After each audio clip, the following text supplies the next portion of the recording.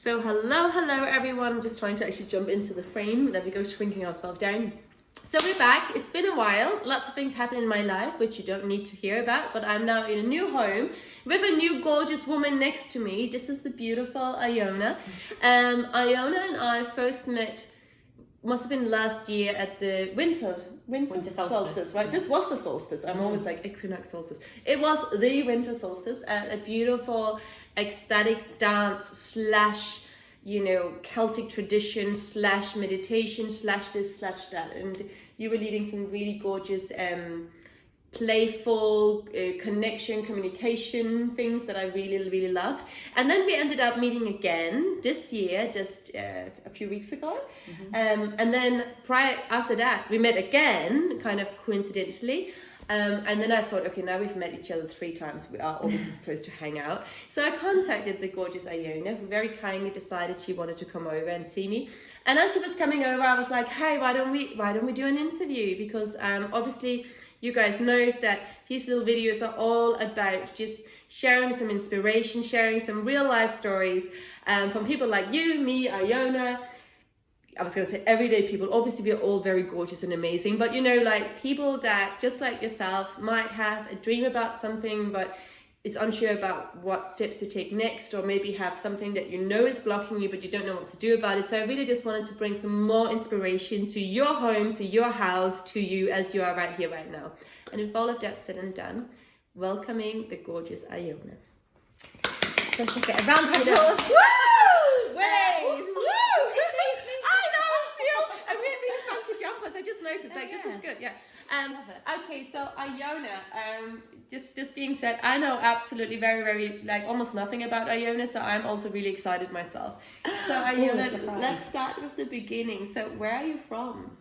Where am I from? Okay, well, I grew up in Manchester, actually, the north of England, and I moved to London because I felt like London was where it was at. Yeah. Before we start, I'll just say thank you so much for wanting to interview me, and you are such a lighthouse and such positive energy, and you give so much love to the world. Incredible human. Should I switch this off and we can just hug? Thank you. Where we can start is I'm in Josephine's gorgeous new flat, and we were just looking out at her view, and we can see the city, we can see Tower Bridge and the walkie-talkie. And I also said, you can also see the building I used to work in when I was at Ernst & Young. And Josephine said, what? So actually, my life started off at Ernst & Young, training to be an accountant. That was how I started my career, because I basically followed the status quo of, get the degree, do the graduate training scheme, become a professional, and doing this serious thing. And because that's what you're supposed to do. And I think a lot of my life is like I'm doing the things I'm supposed to do, but these things weren't making me happy. And I just thought everything around me was grey. I looked in the mirror, I looked grey, like my outfit was grey, like the office was grey, and I didn't really look into the future and look forward to it. I just thought, I'm just going to climb this career ladder I don't even want to be on. I looked at my senior managers and partners and it doesn't look aspirational to me. But I didn't know how to get out of that situation. I thought this was, and all my friends were accountants, and I would go to dinner parties or whatever and say to my cousins, I'm pretty miserable. I get a Sunday night dress, and I just look forward to the weekend, and I'm clock watching until I can leave at 5 o'clock. It was pretty dire. And I just sorry, I have to say, I'm sitting here pretty much in shock, because Iona as an accountant, I'm sure you're highly intelligent, so I'm sure the data side of things all make sense, but like you and your personality, like the sitting still, the kind of like serious mode, the formality, the language you would have had to use, the outfits, like being indoors all the time, like I would never have placed you there. So so anyway, that's where we started. You literally just figured it all out. It's just basically a lack of expression, and I used to look out the window and be like, I want to be outside, and I want to be in my body, and anyway, it was all wrong. But you just, anyway, so I basically been on a massive journey since then to figure out who I really am and what I love, what my passions are, and finding my people and basically creating a life that I want to lead, and having to overcome loads of blocks and fears and barriers and challenging the status quo and challenging what my parents want me to do, what my existing friendship circle were doing. Right. You know, to completely break out of that, you know, it's been a big journey. Of course. So that's what I'm doing. No, amazing. And just, you know, so before this, Iona was kind of like to Josie, how long are these things normally? And I was kind of like, maybe like 45 minutes, but I'm getting a cat today. Little River is arriving. So we're going to do short and sweet, but not this short and sweet. So we are going to go back in time a little bit because this is juicy, this is exciting, and I'm really excited. So basically, you were at ENY, right? And, you know, having all these thoughts and not feeling great, like at all. In terms of time frame, how old were you when you were there? So 22 to 25. So 3 years. You did 3 years there. I'm a qualified accountant. Yes. I mean, it's very cool, right? I can sign people's passports. I'm a professional. Oh my god, you can sign passports.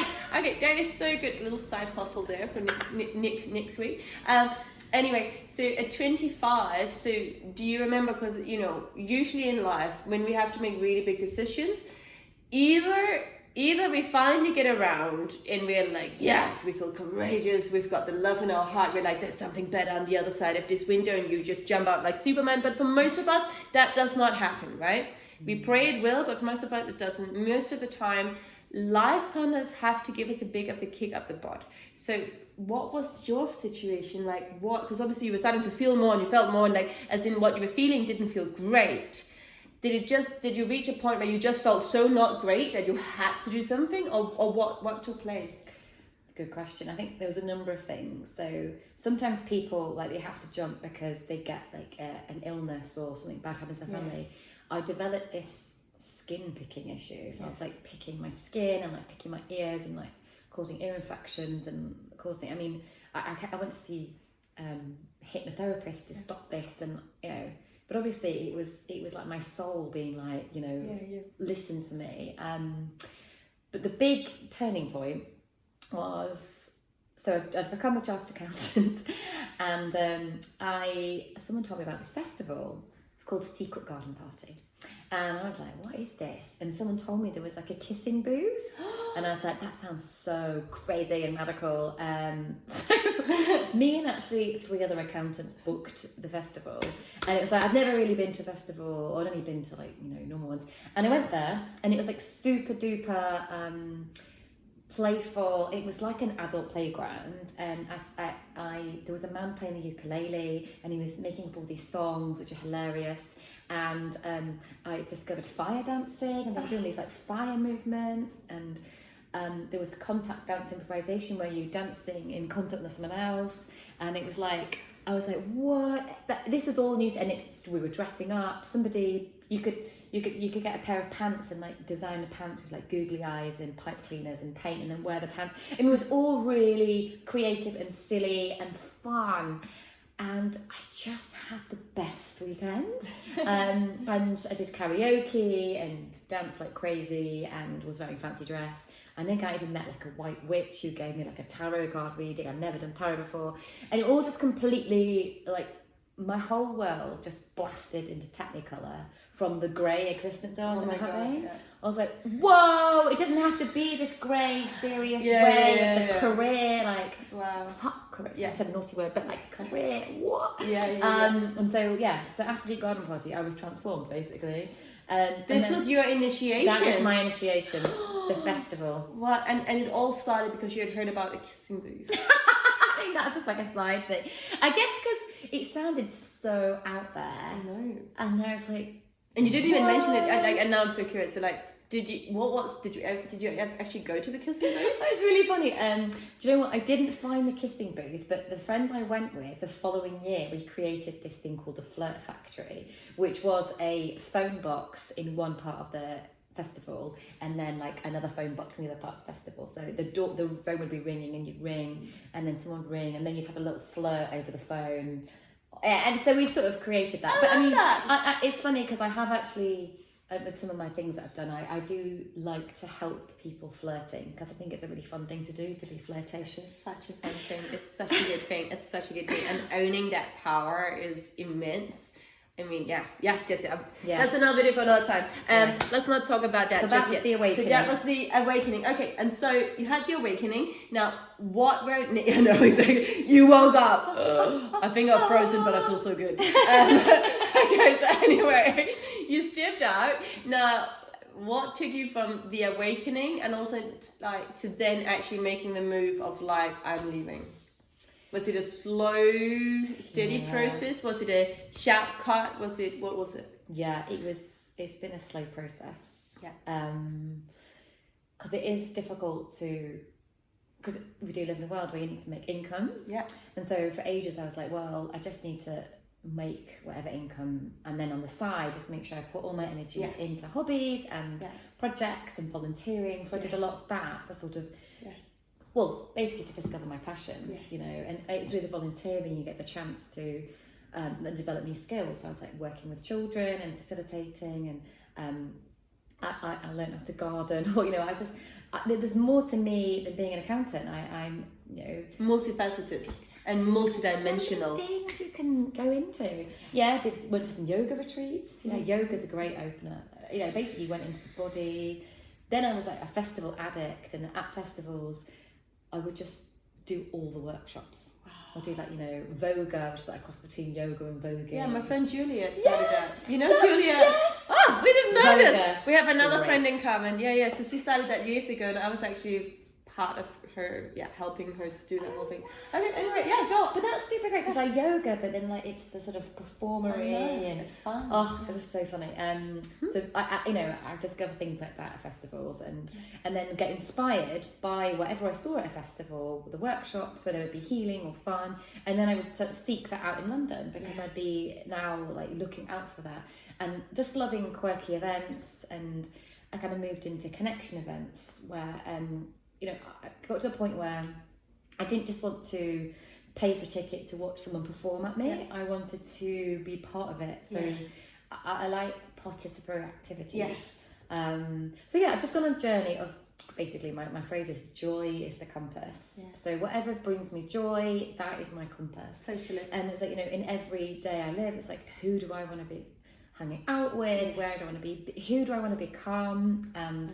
What skills do I want to learn? And just following the flow, you know. And the flow has taken me to all sorts of magical places. Honestly, even every year I'm alive, it's like I didn't think it could get any better than this. And just to think how far I've come from being in that building that I can see over there at my computer, staring out the window, thinking there's got to be more to life than this. 100%. Yes. I honestly think, like, life does not have to be drudgery. We came to this earth to be in this human experience, to like experience the miracle of life. Absolutely, 100%, 100%. And you know, and I know it's like, oh! And also, and I love what you just said. You know, using joy as your compass, because it's like, that is always like, I am so about that, and like you said, but it's in the detail, it's in this little stuff, it's in the everyday daily things. So it's always like, you know, your brain can be a really difficult, dangerous place to be guided from. There's a time and a place for using the brain. Of course, I'm not saying it's not a good thing, but it has its own agenda, and usually it's fear-based. But the body, your body is not fear-based. Your body, your heart knows. And so when we check in with ourselves and we go, but you know, you have a choice, right? You know, do I go to Pret? Or do I have my own little homemade thing? I don't know, whatever, right? And it's like, rationally, we can think our way to which one is best and how many calories and how much energy and blah, blah. Is it mass produced and who are you supporting? There's lots of shitty things, or lots of things and factors to put in if we're only operating through the brain. But if we actually ask the body, you close your eyes and you just go, out of those two options, which one feels really good today? And it will not always be the home cooked meal. Like, quite often for me, it's like, oh my God, Pret croissant, yes. Yes, right? But the point is choosing to start to live from that space of how your body feels is for most people a completely unknown experience, but it is such a powerful tool that, again, our ancestors would have used for, thousands of years all around, right? Like, they were so much more connected to their body. And so, again, and then for some of you, if you're really into spirituality, it's very easy to kind of feel like, well, we just have this body, but it is, I am not my body. Yeah, there's a time and a place for that, but there's definitely a huge place for feeling into how something feels. We have these emotions, these feelings for a reason. And using joy or a sense of attraction or a sense of love or a sense of warmth as your compass. And I mean, this is my own personal journey that I've been on for many years now, and it is the only reason that I'm sitting in the flat I'm sitting in currently, living the life that I'm living, and I'm totally owning that. So this is not just me getting really clever at business and really strategic and really like had an agenda with my brain. I had zero agenda with my brain. Everything came like just like what you were saying, because I really started to tune into how my body felt and honoring those feelings and really be guided by that. So even to the simple thing of like you were talking about, who do I want to hang out with, but not from a strategic mind perspective, but from a really like, how does this feel? Like similar to how you and I met and kept meeting, right? It wasn't like I knew nothing about Iona, right? Like I know that she organizes events and that's it, but I didn't really care about that. I care about the feeling I get, and I would get, and I'm still getting when I'm here with you, right? I was like, this feels so good.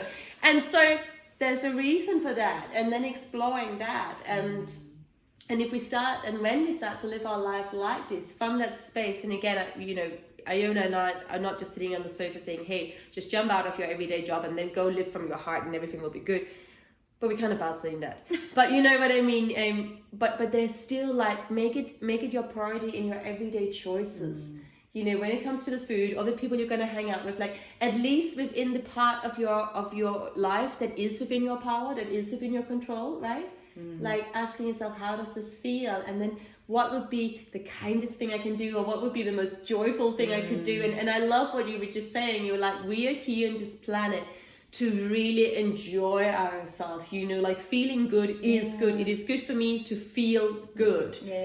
I don't think we were here to suffer. I totally agree.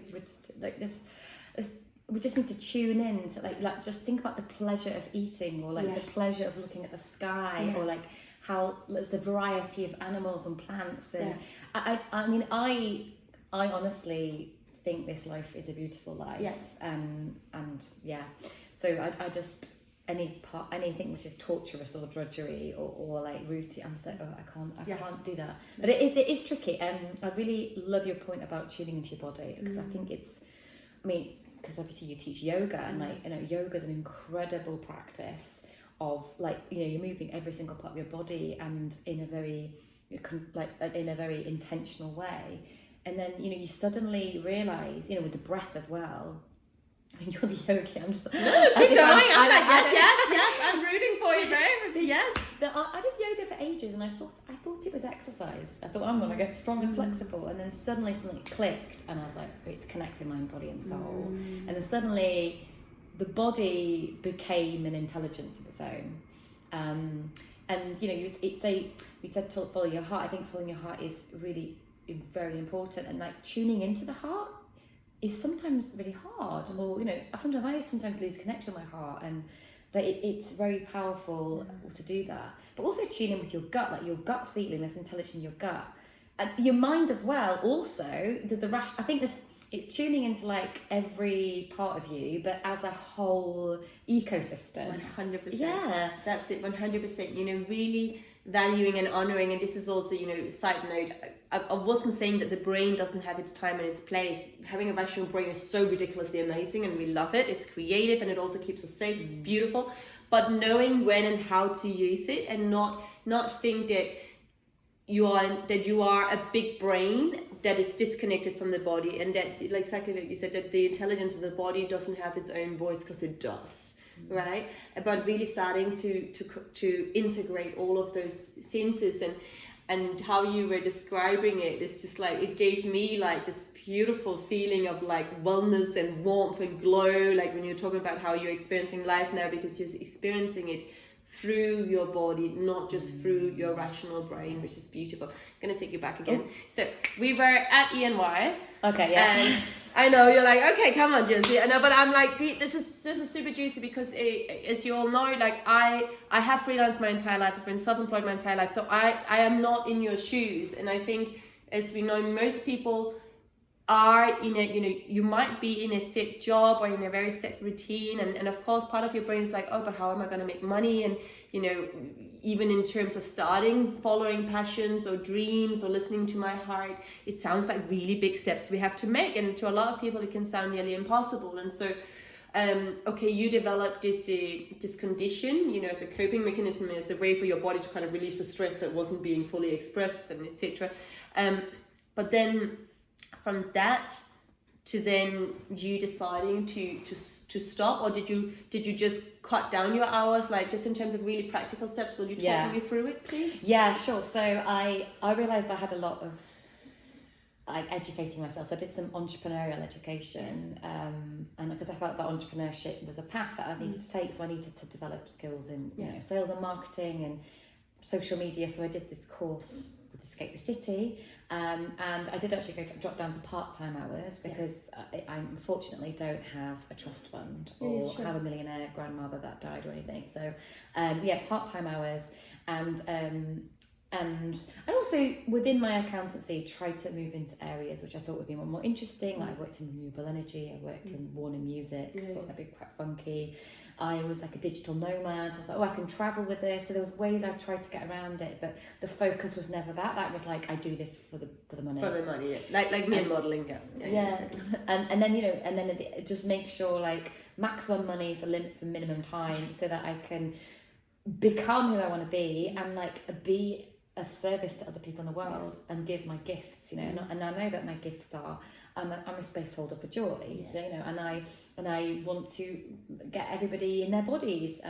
So dancing for me was like a really big gateway, and actually I started dancing because I found it fun, and then it opened up so much for me. Like it became a bit of a spiritual path. 100%. And so I discovered the spiritual scene, the conscious scene.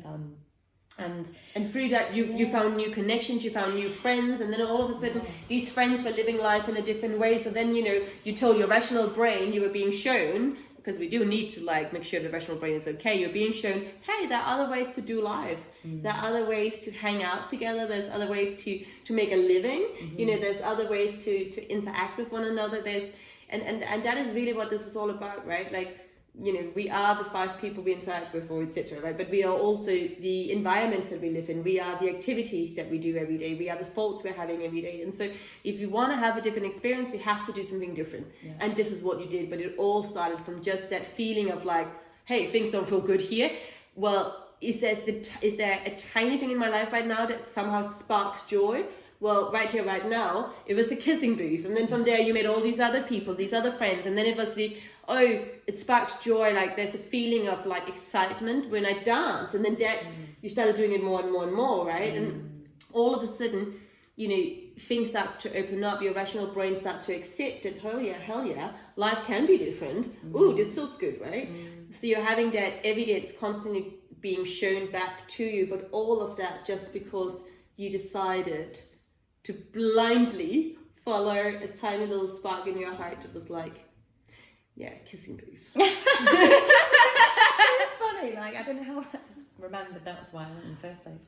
Yeah, so it's just been a wild ride, and I think that in any moment you don't have to be like, I am now this thing forever. No. So I do ecstatic dance facilitation, and I got an ecstatic dance business now, ecstatic playground, but I'm not gonna be that's all I am. I'm also so one of my acts, so I really believe in spreading love and saying nice things and positive affirmations. One of the 5 love languages is words of affirmation. Nice word, they say nice things to people. So I have this act where when you go to an event and you have like complimentary drinks on arrival, have a complimentary drink. There's actually me dressed as a drink, giving people compliments. Oh my god, I remember you told me this in the car a few weeks ago. Oh my god, I love that. Yes.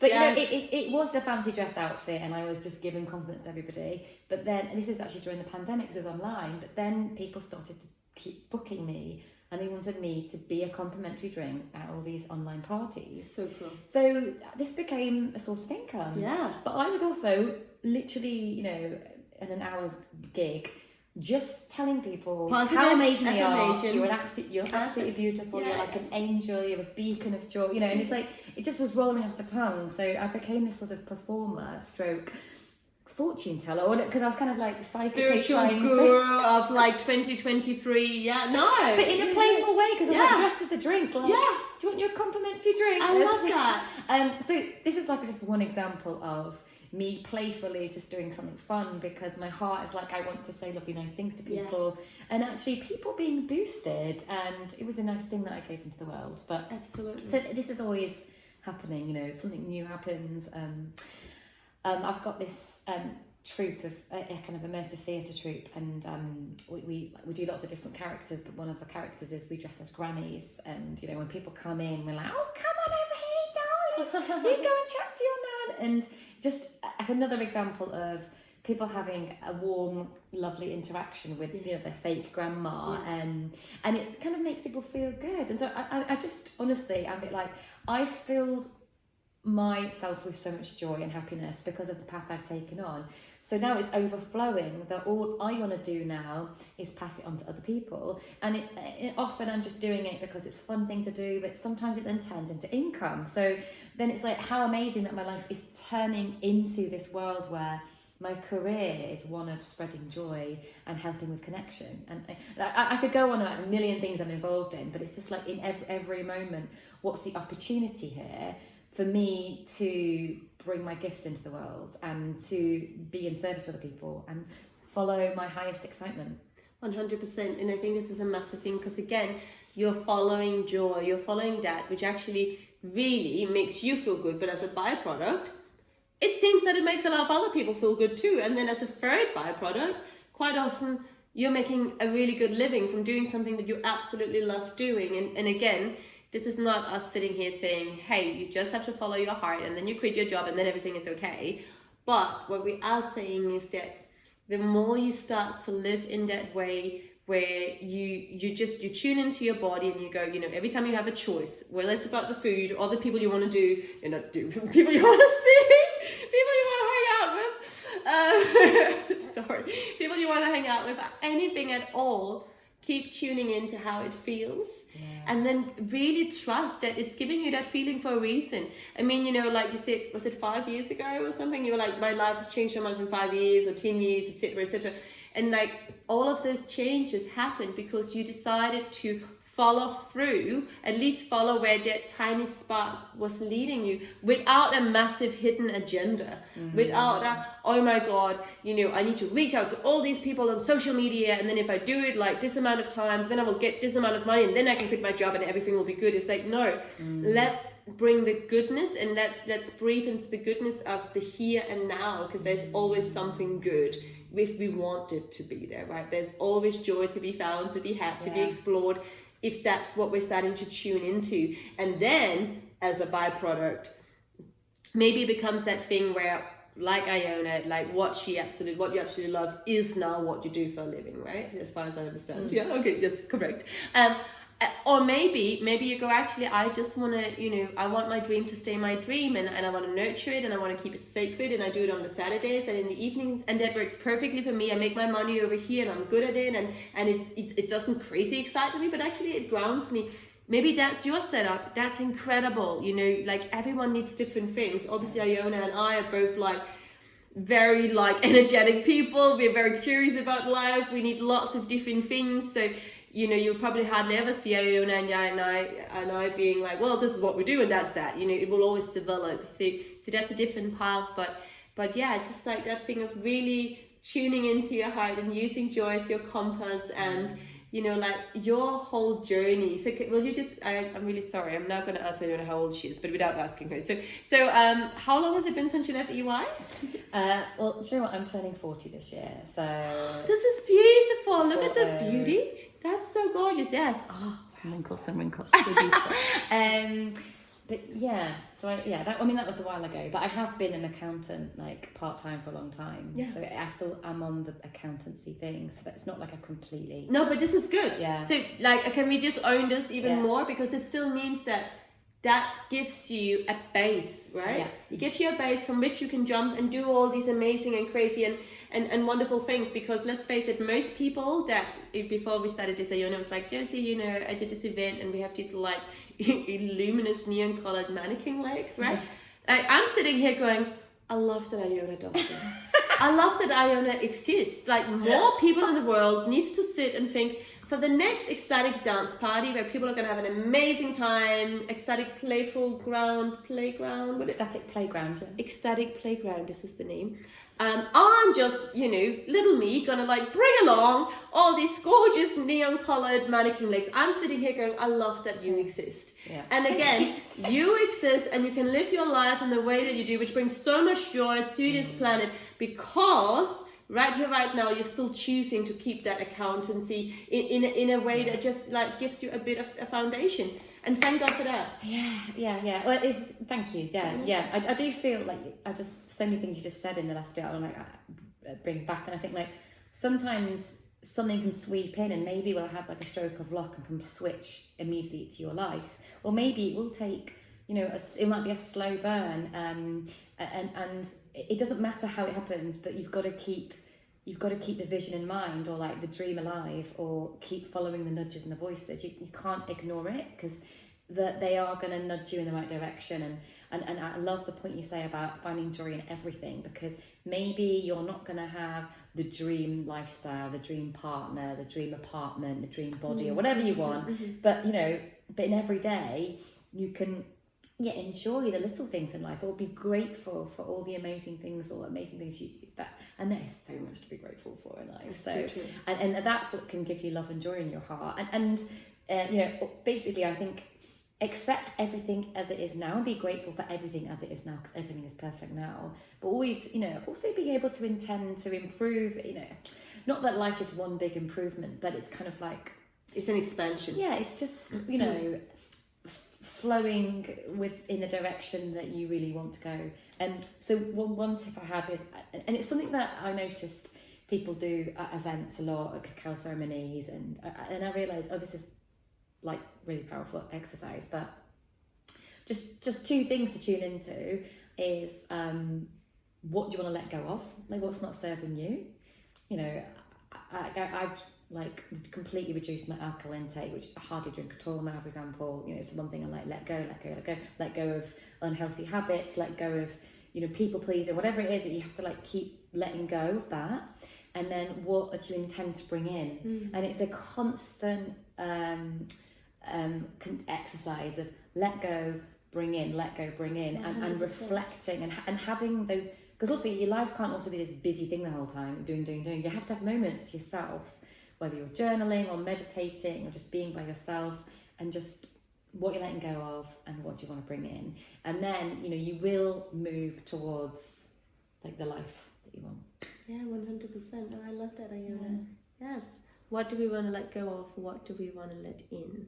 So I think with those wise words, let's conclude our gorgeous interview for today, because I could sit here talking all afternoon with you, which I will, but we need to let this interview go. But it's been a joy as always. I look forward to getting to know you even more, and thank you so much for choosing to show up on this planet at this moment in time and continuing to at the same time you're share. No, I know, it's true. Like, we are here for a reason. High five us. High five you. Boom. So again, I think just like, there were so many gorgeous messages for today, but I really think like key message, Iona you decided to use joy as your compass. So maybe that's some food for thought. How can I use joy as my compass? If I took fear out of the equation, what would I do? Maybe go ahead and do that. Have an amazing day. Thank you so much. Thank you, Josephine.